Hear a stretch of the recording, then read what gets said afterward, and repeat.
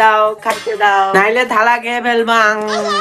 আজকে কোনো রান্না বাড়ি নেই রে, দেখ আরে একদম ফাঁকা। কেন আজকে জানিস না একাদশী ব্রত আছে? হ্যাঁ, কি বলো তুমি? আজকে তাহলে আমার পেটের রাক্ষসী দুর্গলের ছুটি? পেটের ইঁদুরের না রে, আজকে তো সব পাপের ছুটি। কিন্তু মা, যদি না খেয়ে থাকি তাহলে কি ভগবান খুশি হন?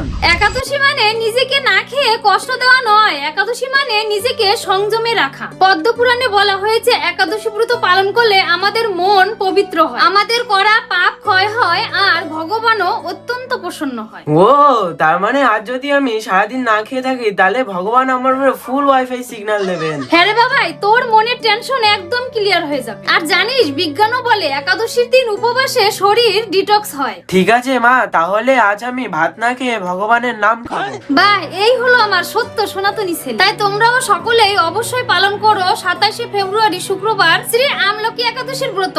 আর এই ব্রতের পালন হবে তারপর দিন সূর্যোদয়ের পর 9টা বেজে 55 মিনিটের মধ্যে।